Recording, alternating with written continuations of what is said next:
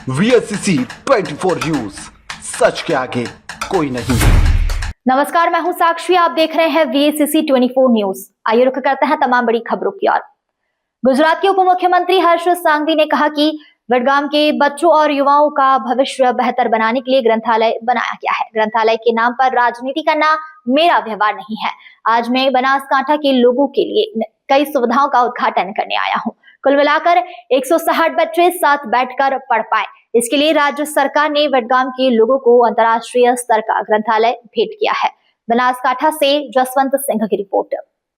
બધા જ સમાજના આગેવાનોથી લઈને યુવાનો આપ સૌના ચહેરા ઉપર જે ખુશી હતી અને જે વિશ્વાસ હતો, આજ વિશ્વાસથી હું ગુજરાતના દુશ્મનોની સામે લડું છું ને લડતો રહીશ। આજે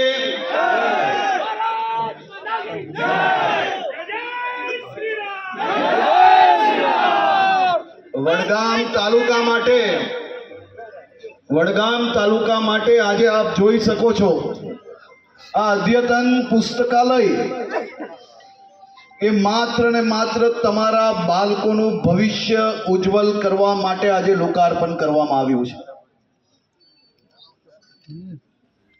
આ કોઈની માંગણીથી બનાવવામાં નથી આવ્યું।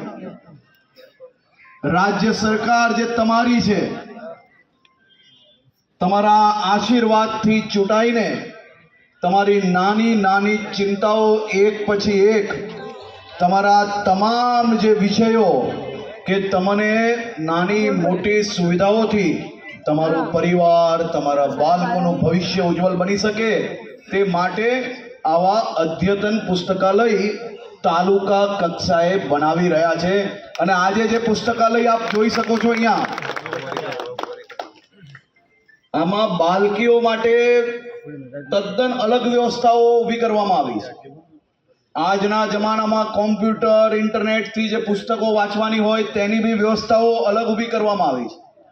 એક સાથે 160થી વધારે વિદ્યાર્થીઓ, યુવાઓ અહીંયા વાંચી શકશે ને એમનું ભવિષ્ય ઉજ્જવલ કરી શકશે।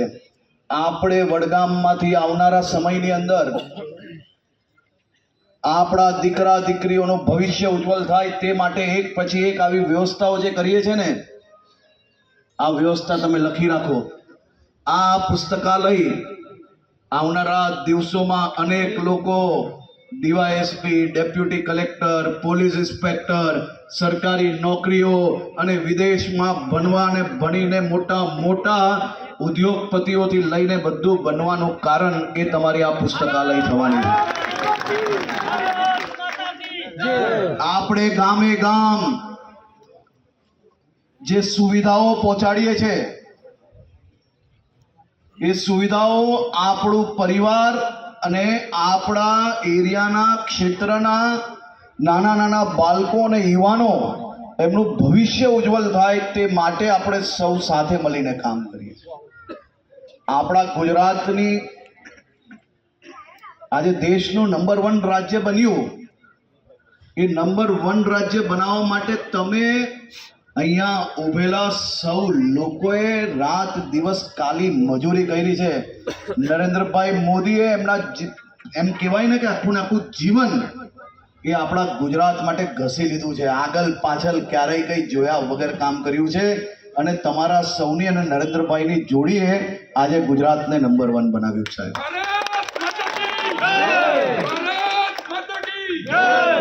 હું તમારો ગુસ્સો સમજી શકું છું,